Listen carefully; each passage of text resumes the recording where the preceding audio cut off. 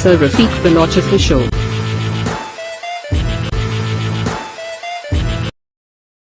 السلام علیکم، میں ہوں رفیق بلوچ، آپ دیکھ رہے ہیں رفیق بلوچ آفیشیل یوٹیوب چینل۔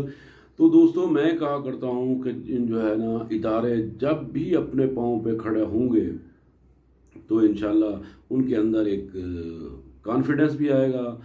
ہو سکتا ہے وہ غلطیاں کریں، لیکن بہرحال وہ جو ہے اپنے اوپر جو ہے ایک ایسا جو ہے نا ایکسپیرینس اکٹھا کر لیں گے، اپنے اوپر اعتماد پیدا کر لیں گے کہ وہ آگے جو ہے نا وہ بہتر سے بہتر پرفارم کر سکیں۔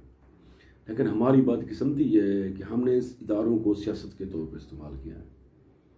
اب سابقہ ٹینور جو عمران خان کا گزرا ہے 18 سے جو ہے نا وہ 22 تک، آپ دیکھ لیں، اس میں سیاستدانوں کو نیب کے ذریعے جو ہے جیل ڈالا گیا ہے۔ اب اس کا نہ صرف اعتراف عمران خان خود کر رہا ہے بلکہ وہ ادارے بھی کر رہے ہیں۔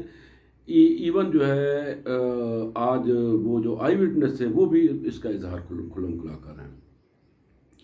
گزشتہ روز جو ہمارے نئے جو ریٹائرڈ جنرل ہیں جو نیب کے اب چیئرمین بنے ہیں، انہوں نے برملا اظہار کیا ہے کہ جو ہے نا سابقہ دور میں نیب کو سیاست کے لیے استعمال کیا گیا ہے اور سیاستدانوں کو جو ہے نا وہ گرفتار کیا گیا ہے۔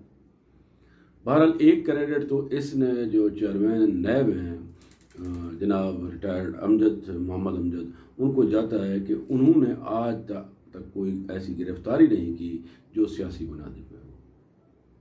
یعنی یہ جو نون لیگ کا ٹینور ہے یا پی ڈی ایم کا ٹینور ہے، یہ 1 سے 1.25 سال کے درمیان ہے، تو ایسی کوئی گرفتاری نہیں ہوئی جو سیاسی بنیادی پہ ہو۔